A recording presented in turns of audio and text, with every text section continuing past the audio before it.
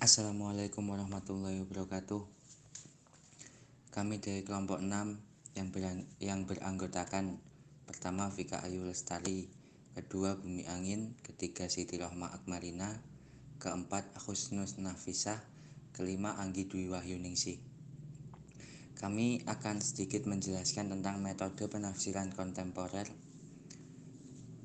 Yang kedua, penafsiran hijab menurut Quraish Shihab dan metode penafsirannya. Yang ketiga, yaitu fungsi pemakaian hijab. Yang pertama, ada metode penafsiran Al-Quran kontemporer yang dibagi menjadi dua. Yang pertama, prinsip penafsiran kontekstual, dan yang kedua, penafsiran Al-Quran hermeneutika. Yang pertama, perbedaan cara baca atau qiraat. Yang kedua, penghapusan atau penggantian redaksi suatu ayat dengan ayat lain atau naqs. Dalam konteks ini, Nabi Muhammad SAW sangat fleksibel dalam hal model pembacaan terhadap Al-Quran. Kenyataan bahwa Al-Quran diturunkan menggunakan 7 dialek. Generasi sahabat diperbolehkan membaca Al-Quran sesuai dengan dialek pilihan atau yang mereka kuasai.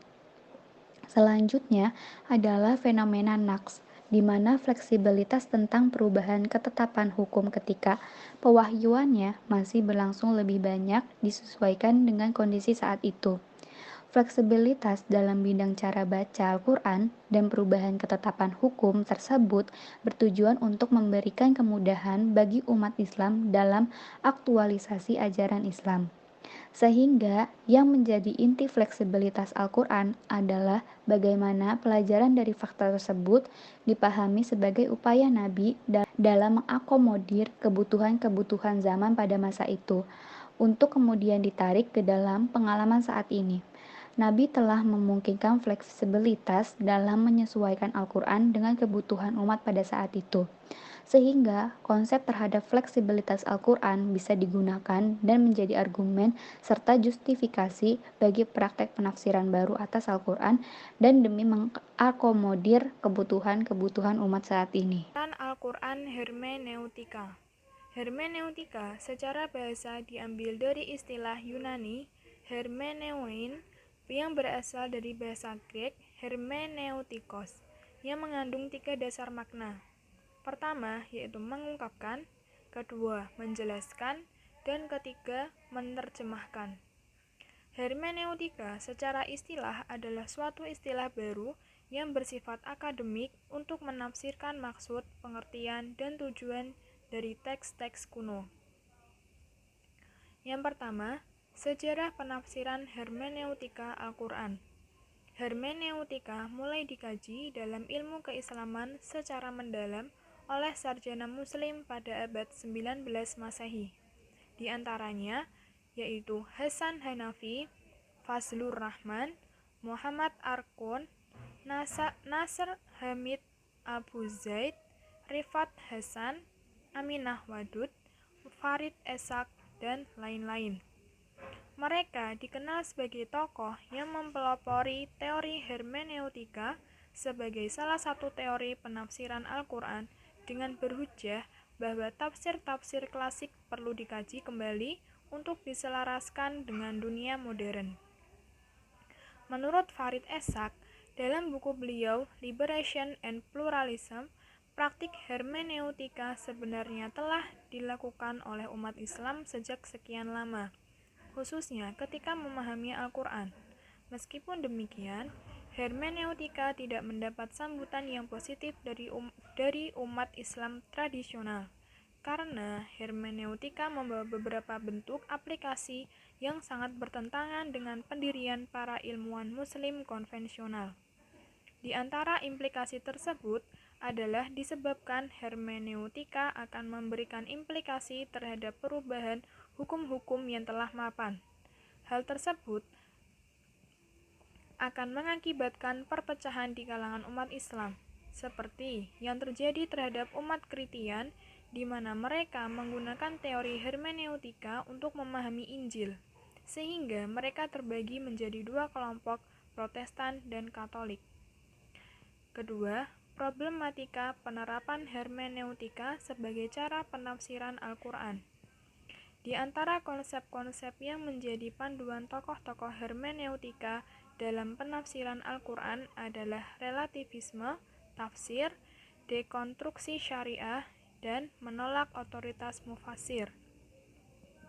Sehingga, sebagaimana ungkapan hermeneutika terkenal di Timur Tengah Muhammad Syahrul dalam bukunya Qiraah Mu'assiron, akan terjadi pemahaman yang akan sangat menghancurkan sendi-sendi Islam dari akarnya. Di antaranya adalah penafian tentang kata-kata yang ada sinonimnya dalam bahasa Al-Quran atau al-taroduf. Kedua, penafian mengenai konsep penurunan Al-Quran, inzal wa tanzil, atau penafian kepada asbab al-nuzul. Ketiga, mengenai kemukjizatan Al-Quran, i'jaz Al-Quran. Dan keempat, mengenai dialektik dan pengetahuan al-jadaliyah wa al-ma'rifah.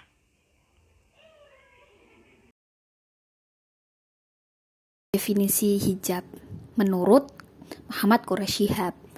Jadi, Islam itu kan merupakan agama yang sempurna. Jadi Islam itu tidak pernah membiarkan setiap keutamaan dan kebaikan berlalu begitu saja tanpa perintah melaksanakannya.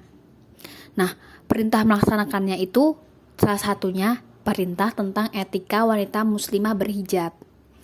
Nah, hijab sendiri itu adalah pakaian yang digunakan oleh wanita muslimah yang menjadi salah satu bagian yang disyariatkan oleh Islam dengan tujuan menutup aurat.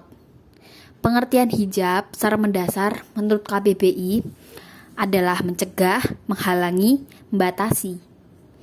Menghalangi di sini tuh dimaksudkan fungsi hijabnya dapat menghalangi segala sesuatu hal terhadap hal lainnya.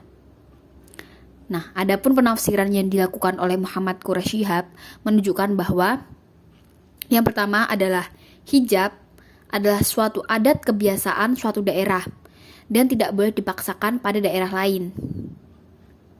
Jadi semisal daerah ini etika atau cara berhijabnya seperti ini. Daerah lain tidak boleh memaksakan daerah ini untuk sama cara berhijab dengan mereka. Jadi tidak boleh ada paksaan. Lalu yang kedua, semua anggota tubuh wanita termasuk aurat.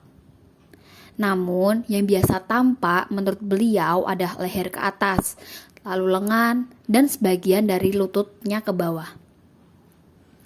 Perintah wajib dalam memakai jilbab itu dinyatakan oleh Allah Subhanahu wa taala dalam surat Al-Ahzab ayat 59 yang berbunyi A'udzu billahi minasyaitonir rajim. Bismillahirrahmanirrahim. Ya ayyuhan nabiyyu qul li azwajika wa banatika wa nisa'il mu'minina yudnina 'alaihinna min jalabihin. Dzalika adzna an yu'rafna fala yu'zain. Wa kana Allahu ghafurur rahima. Yang artinya, wahai Nabi, katakanlah kepada istri-istrimu, anak-anak perempuanmu, dan istri-istri orang mukmin, hendaklah mereka mengelurkan jilbabnya ke seluruh tubuh mereka. Yang demikian itu supaya mereka lebih mudah untuk dikenal. Karena itu mereka tidak diganggu, dan Allah adalah Maha Pengampun lagi Maha Penyayang. Nah, dalam ayat tersebut Muhammad Quraisy itu mengemukakan bahwa sebelum ayat ini turun, cara berpakaian wanita merdeka dan budak itu hampir sama. Jadi zaman dahulu sebelum ayat ini turun, budak dan wanita merdeka itu pakaiannya hampir sama, jadi tidak ada yang membedakan. Jadi para lelaki sering mengganggu wanita-wanita merdeka tadi karena mereka tidak bisa membedakan antara wanita merdeka dan budak itu. Nah, kebanyakan dari wanita dahulu itu menggunakan jilbab, maksudnya menggunakan hijab itu tidak untuk menutupi, tapi membiarkan hijab itu melilit punggung mereka, seperti yang dilakukan oleh para wanita di zaman sekarang ini. alasan bahwa ketetapan hukum itu tentang batas yang ditoleransi dari aurat wanita yang bersifat jani, bukan qati', karena ayat Al-Quran secara jelas tidak memperinci tentang batasan aurat. Nah, kemudian ada beberapa metode pendekatannya, yaitu ada pendekatan illah al-hukmi, yaitu pendekatan yang mempunyai beberapa persyaratan yang kepada basis kemaslahatan dan kesesuaiannya dengan maqasid asy-syariah, dan juga tidak mengurangi kehormatan seorang perempuan. Hal ini disebabkan karena ketiadaan illah hukum dapat menetapkan kebatalan ditetapkannya hukum. Nah, pertimbangan illah yang menjadi latar belakang turunnya perintah hijab. Kemudian yang kedua ada pendekatan ihtisan bi al-urf. Penekanan kaidah ini adalah menghargai adat sebagai salah satu alasan untuk ditetapkan hukum. Kemudian ada beberapa fungsi pemakaian hijab, yaitu yang pertama ada sebagai penutup aurat dan perhiasan, yang kedua itu sebagai simbol untuk menjaga kehormatan dan kemuliaannya sebagai seorang perempuan muslimah, yang ketiga itu sebagai identitas perempuan muslimah untuk membedakan perempuan dengan yang lainnya.